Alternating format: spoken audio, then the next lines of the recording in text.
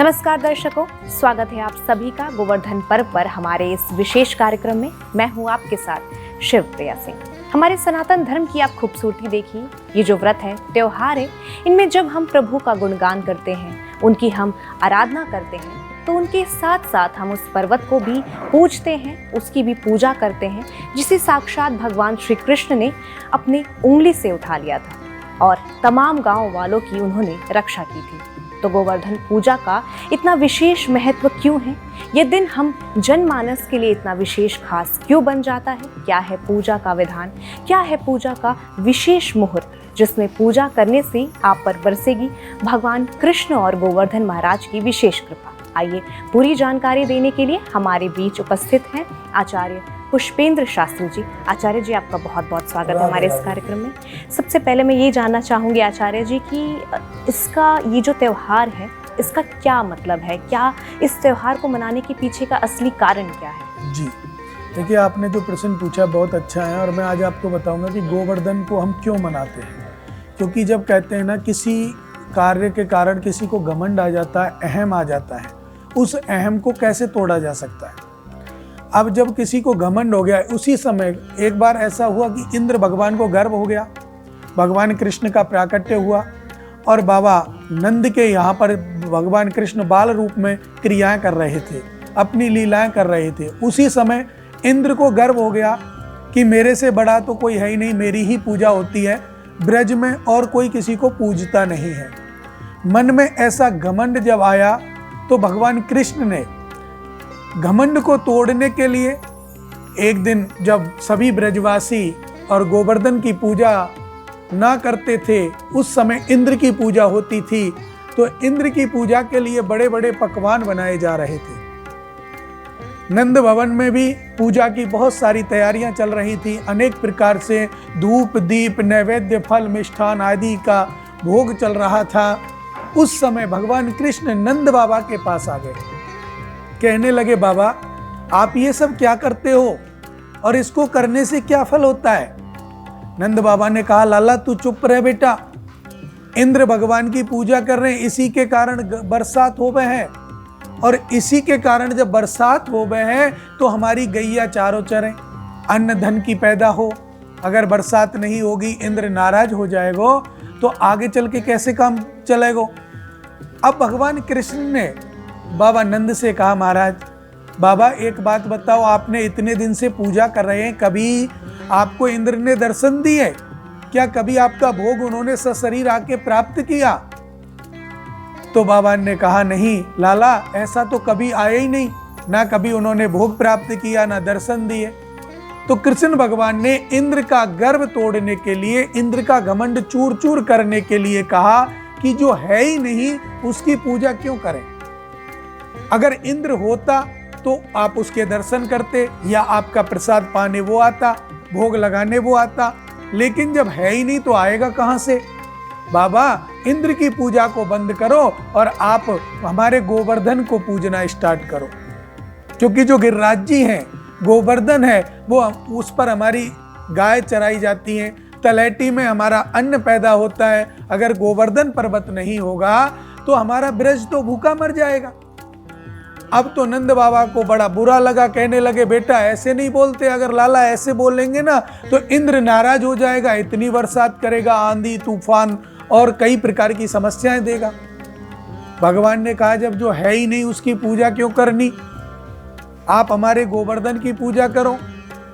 तो नंद बाबा ने कृष्ण भगवान से कहा, लाला तुम्हारे गोवर्धन की पूजा तो हम कर देंगे, लेकिन हमारी 3 शर्त हैं। अगर तीनों शर्त आप मानते हैं तो गोवर्धन की पूजा कर लेंगे। बोले बोलिए बाबा। बोले पहली शर्त तो ये है कि अगर हमारे ऊपर इंद्र प्रकोप करता है, कोप करता है, तो उस कोप के कारण हमें जो क्षति होगी, उस कोप से आप हमें बचाएंगे, आपका गोवर्धन हमें बचाएगा। और दूसरी शर्त ये है लाला कि जिस प्रकार इंद्र का हम भोग लगाते हैं, ऐसे हम तेरे गोवर्धन का भोग नहीं लगाएंगे। अगर तेरा गोवर्धन गिरिराज जी महाराज खुद सशरीर आकर के हमारा भोग प्राप्त करेगा तो हम आप उसकी पूजा करेंगे।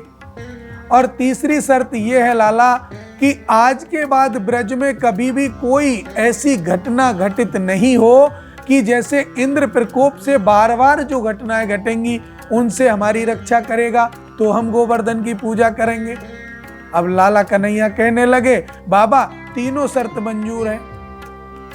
अब तो नंद बाबा ने कहा, बेटा हमने तो कभी पूजा ही नहीं की, गोवर्धन की पूजा कैसे होती है ये तो बताओ।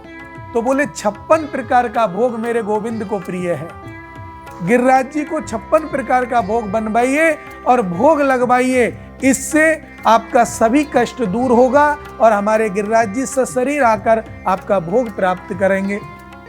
अब जब कृष्ण भगवान की बात सुन करके ब्रज में खबर कर दी, नंद बाबा वहां के राजा थे, तो उन्होंने खबर कर दी कि जाओ आज से गोवर्धन की पूजा होगी।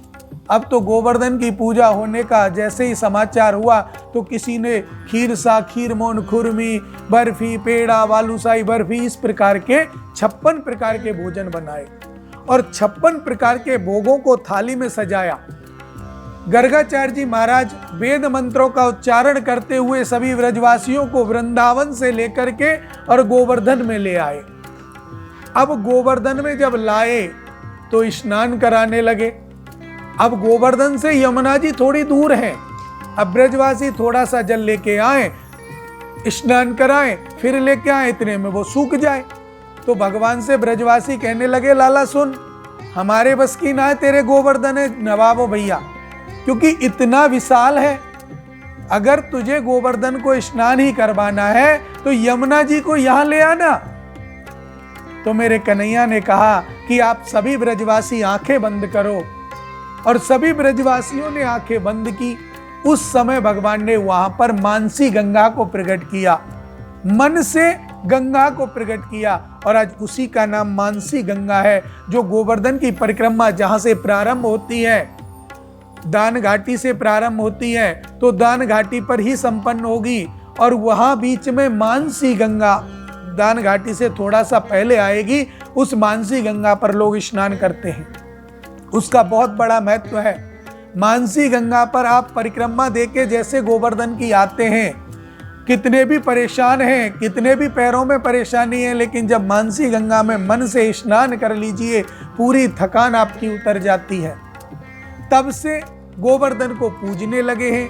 जब इंद्र ने प्रकोप किया, बरसात की, तो मेरे गोविंद ने देखो, उस समय जब गोवर्धन उठाया था, कन्हैया की उम्र 7 वर्ष की थी, और मेरे 7 वर्ष के गोविंद ने 7 कोस का गोवर्धन 7 दिन तक अपनी कन्नी उंगली पर उठा के रखा, और सभी ब्रजवासी उसके नीचे आ गए।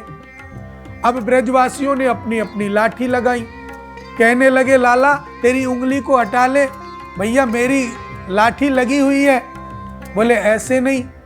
जैसे ही कन्हैया ने उंगली हटाई, उनकी लाठियां टूट गई। सभी कहने लगे, लाला रोक रोक रोक। फिर कन्हैया ने उंगली पर धारण कर लिया। तो हमारे एक श्रीमुख नाम के, श्रीदामा नाम के उनके एक सुंदर और बहुत अच्छे मित्र हैं, वो कहने लगे, लाला इतना बल तेरे में कहां से आयो?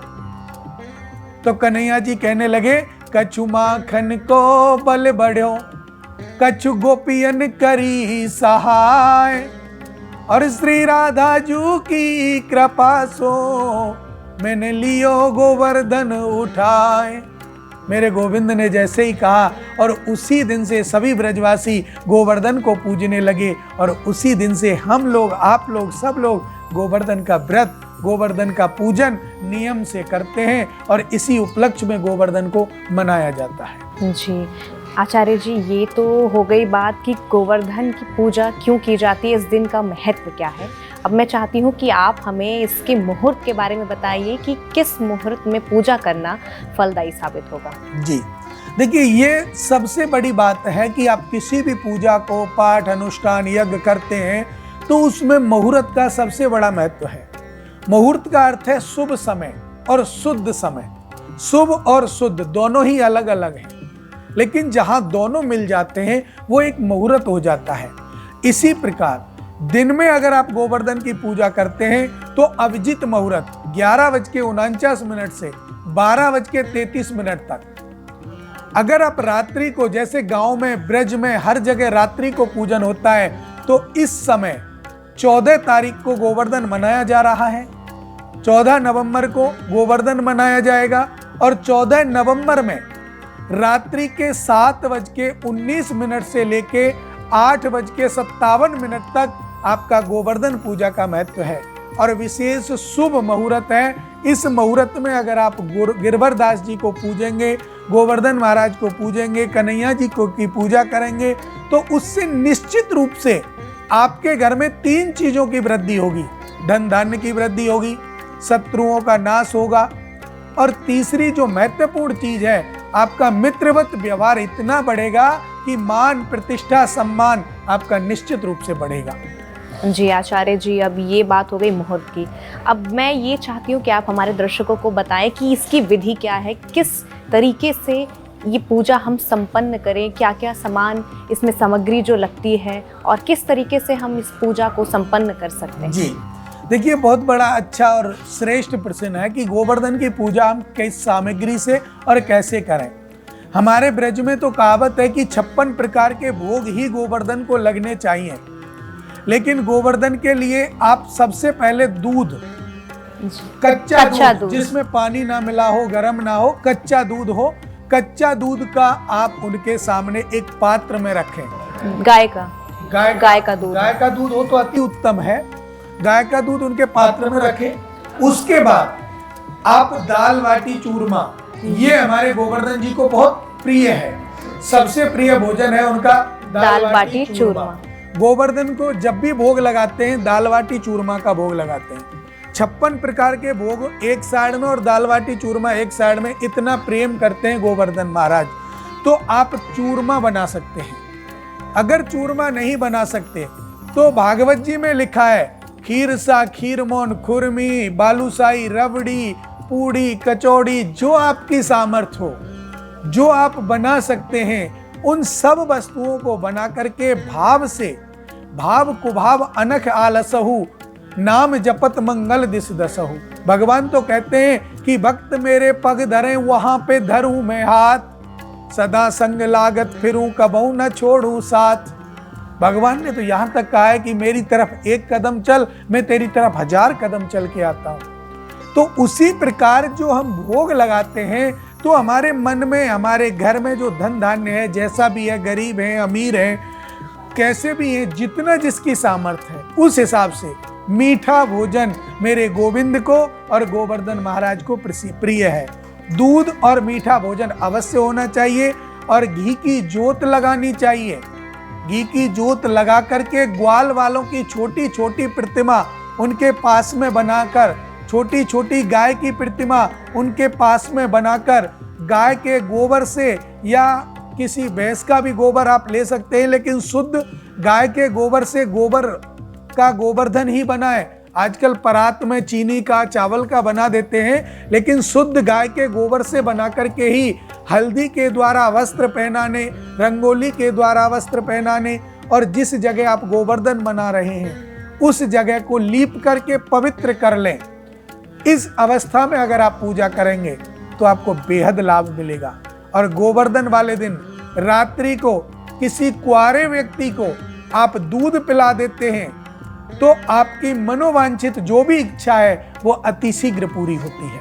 आचार्य जी, एक जिज्ञासा है मेरे मन में कि जब हम गोवर्धन पूजा करते हैं तो हम गोबर से जो प्रतिमा बनाते हैं उसकी दिशा किस प्रकार से होनी चाहिए, किस दिशा में हम उस प्रतिमा को बनाएं और किस तरीके से उसे बनाना चाहिए? देखिए, जैसे हम गोवर्धन की प्रतिमा बना रहे हैं उस समय हमें विशेष रूप से देखना चाहिए कि हमारे से गोवर्धन जो हम पूज रहे हैं वो कैसे पूजें।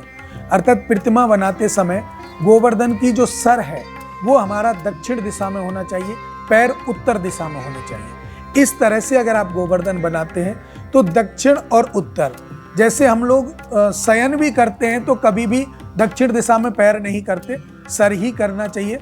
तो सर हमारा दक्षिण दिशा में शुभ होता है, तो दक्षिण दिशा की तरफ सर करें, उत्तर दिशा की तरफ पैर करें। इस प्रकार प्रतिमा को बनाएं और उसका विधि विधान से पूजन करें। जी आचार्य जी, आपने गोवर्धन पूजा पर इतनी गहरी जानकारी दी, इसके लिए आपका बहुत बहुत धन्यवाद आचार्य राधे जी। राधे। धन्यवाद। तो दर्शकों, आज के इस कार्यक्रम में हमने जाना कि गोवर्धन पूजा का महत्व क्या है, इसका शुभ मुहूर्त क्या है और पूजा विधि क्या है, इसका इतना महत्व हमारे हिंदुस्तान में क्यों है। आचार्य पुष्पेंद्र शास्त्री जी से हमने इसके बारे में विस्तार में जाना। हमारे आज के इस कार्यक्रम में बस इतना ही।